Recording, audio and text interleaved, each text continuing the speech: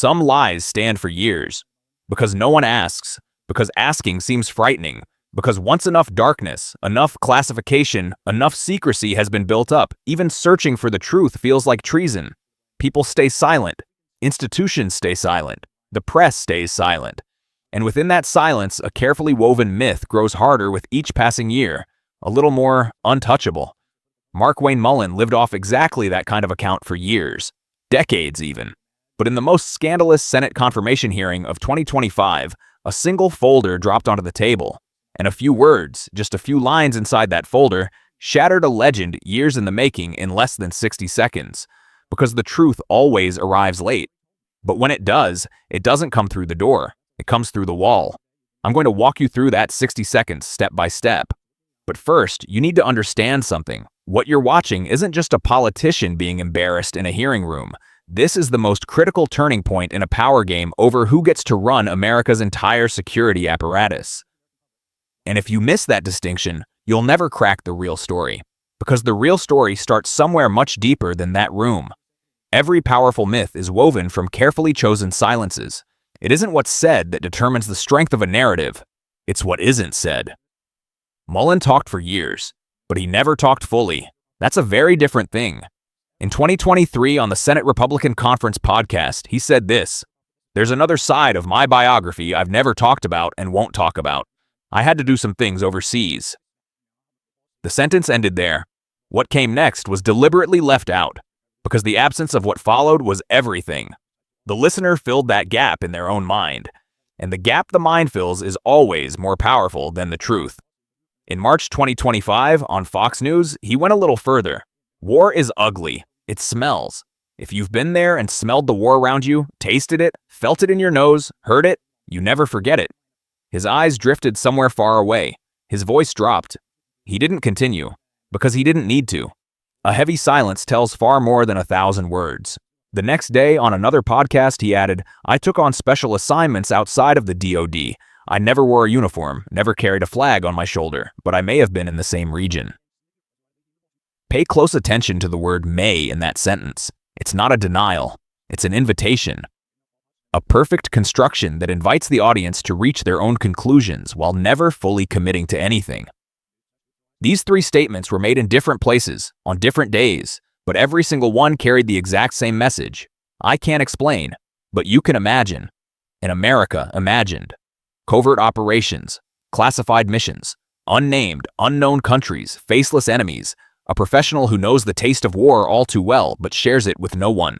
This narrative became an unquestionable shield, because the shield of secrecy was protected from every angle. Anyone who asked wasn't someone who loved their country. Anyone who doubted was playing into the enemy's hands, and Mullin wielded that shield masterfully for years. He layered it a little more with every interview. He deepened its meaning with every podcast. Until the FBI's background investigation landed on the table, Senator Gary Peters walked into the hearing room with a calm voice. His steps were measured. He gave nothing away, but the folder in his hand was the finished product of a long preparation. The first question was easy, almost uncomfortably easy. Prior to your time in Congress, did you travel to any foreign country for any reason other than family vacations or missionary work? Mullin paused. Seconds later, he answered, "No." Peters repeated it, word for word, the same question again, as though he hadn't heard. It was a deliberate technique, because when liars repeat the same lie a second time, they form a much stronger commitment to it than the first. And that commitment makes the next move far more devastating. You never traveled abroad for anything other than vacation or mission work? No? Twice? The same answer, the same clarity, the same certainty. Then Peters opened the folder. Your FBI report contains some travel records. Georgia and Azerbaijan. You marked these as not for tourism purposes. The air in the room shifted instantly, as if all the oxygen had been sucked out at once. It was a breaking point, the kind of moment where everyone holds their breath and time seems to stop. What was Mullin's first reflex? Pivot and redirect. Are you referring to the 2021 Afghanistan evacuation, the trip we took to rescue Americans? Look closely at that move, because it was a classic political maneuver, an attempt to bury the word lie under the word hero. Peters' question was about Azerbaijan. Mullin's answer was about Afghanistan. Not just the answer changed, the geography changed too. This wasn't a mistake. It was a calculated substitution. Peters pressed, "You're acknowledging you went to Georgia and Azerbaijan, but you just told me you didn't." Mullin didn't back down. He simply reframed, "I was mistaken. I thought you meant a different period. The 2021 trip was already public. It was in the news." Acknowledging a mistake was being used to minimize it. That too was a calculated, measured move. But Peters still hadn't asked his most critical question. Peters asked, "Have you ever worked for, volunteered for, or had any affiliation with the Department of Defense, the State Department, or any U.S. agency?" No.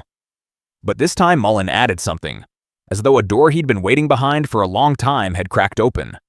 As though he'd been expecting this question. "Would you like me to clear up a misunderstanding?" Peters allowed it, and Mullin said the following.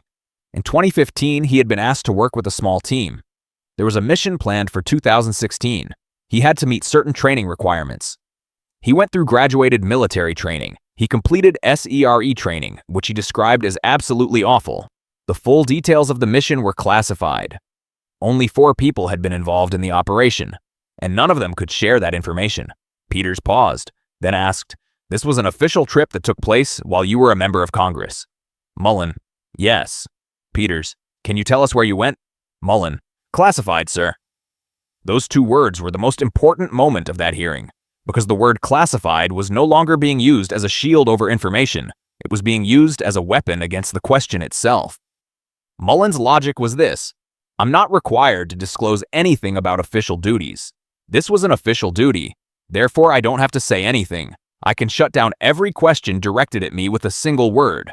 But Peters still had one last card in his hand. "Is there any record in the FBI background report of your participation in a classified operation?" Mullin's answer came. But before the answer, there was a brief pause. And that pause said far more than any answer could. Because the FBI report contained not a single line about this classified mission. The wider the gap grows between the story a person tells and the documents, the more what emerges stops being a mistake. It becomes a systematic cover-up. The backbone of Mullin's defense was this: official duties don't fall within the scope of disclosure requirements. Therefore, I wasn't obligated to report them. Technically, that's correct. It's a procedurally defensible argument. But strategically, it's extraordinarily calculated. And morally, it looks extraordinarily troubling. Because if this logic is accepted, a person running to lead America's highest security institution can conceal every trip, every job, every operation in their past under the label of official duty. And no one can investigate anything, because it's classified, because it's an official duty, because procedure requires it. This is not a legal loophole. This is a structural dead end that hollows out the system from within. Now think through it step by step. Before Peters asked the question, Mullin had stated twice, with absolute clarity, that he had never traveled abroad. Then the FBI report showed him Georgia and Azerbaijan. Then Mullin deflected with, "I confused it with the 2021 Afghanistan evacuation." Then a brand new classified mission from 2015 to 2016 surfaced, and that mission wasn't in the FBI report. These successive explanations don't line up. They're not being built on top of each other. They're being placed beside each other. Each new explanation isn't used to close the gap left by the previous one. It's used to redirect attention somewhere else. The first 2 no answers were either a deliberate lie or the product of a comfort so settled it was indistinguishable from one. Either scenario draws an equally dangerous profile for someone about to take the helm of the domestic security apparatus. Mark Wayne Mullin's confirmation isn't for just any department.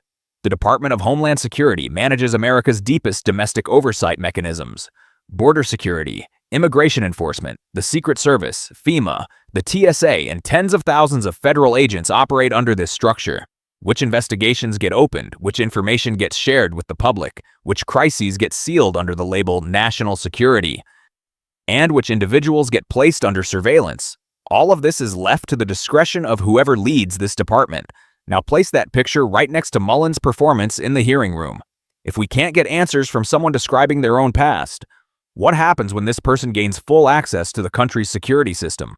Someone who already knows how to use the word classified as a shield for transparency. What questions will they close off once they hold that word as institutional power? Trump's selection of Mullin is not accidental. Every powerful leader wants someone running the institution they put in charge who won't be asked hard questions. Mullin created enormous public disappointment in this hearing, but in Washington's internal ledger, he delivered exactly what was expected. Someone who plays the classified card under pressure, patches the gaps in the FBI report with technical justifications, resists questioning, and defends each new version of events with cool composure. That profile is not a security vulnerability. That profile was a security preference. Peters's sharpest question was this: so where did you smell the war? Mullin's answer: classified, sir. Freeze that scene and see the contradiction inside it. A man who spent years on Fox News, on podcasts, in corridor whispers, presenting himself as someone who knew the smell, the taste, the sound of war, is now refusing to say where he experienced it, because it's classified. But in that same man's FBI background report, there is not a single record of this classified operation. These two facts cannot coexist. One of them shouldn't be there. Either Mullin's operation is real and the FBI report is incomplete, or the operation isn't real and classified is being used as a cover for fiction, or something genuinely exists, but there's a deep, untraceable chasm between what's been described and what's documented. Whichever possibility is true, the conclusion is the same. The man slated to run America's domestic security apparatus cannot consistently account for his own past, and every time, he conceals the inconsistency behind the word classified. Gary Peters didn't do anything extraordinary in this hearing. He read an FBI report. He looked at dates. He noted the contradictions. And he asked. He simply asked. But in Washington, simply asking is a remarkably rare occurrence, because the word classified often rises like an impassable wall in front of questions.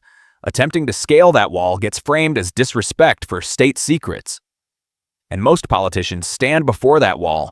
Don't challenge it. Don't cross it. Peters crossed it. What about the FBI report? He said. What about Georgia and Azerbaijan? He said. So where did you smell the war? He said. Each question drove itself into the gap left by the previous answer. These successive questions didn't come from the cunning of a well-prepared politician. They came from the determination of someone genuinely searching for truth. And that determination shook a narrative carefully constructed over years in 60 seconds. Mark Wayne Mullin walked into this hearing with a legend. Covert missions, cross-border operations, the smell of war. For years, no one felt the need to question it, because questioning seemed difficult, because classified had been stretched across their path like a wall. But when an FBI file hit the table, legends became fragile very fast. No, I never went. Said twice. The FBI report showed 2 countries. The first explanation came, then the second, then the third, and each explanation was built in contradiction to the last. Because there was no solid ground to build on. This doesn't look like a man trying to remember the truth. This looks like a man live-testing which version will hold. If Mullin is confirmed, the person sitting at the head of DHS will carry this profile. And that person will already know how to use the word classified, not as a tool of transparency, but as an institutional weapon of silence. The real question isn't this. Did Mullin lie? The real question is this. Is America ready to entrust its own security intelligence to someone with this profile? Peters asked the question. Mullin buried the answer. Now it's the Senate's turn, and history is watching what the Senate will do. Quietly, patiently, but with absolute certainty.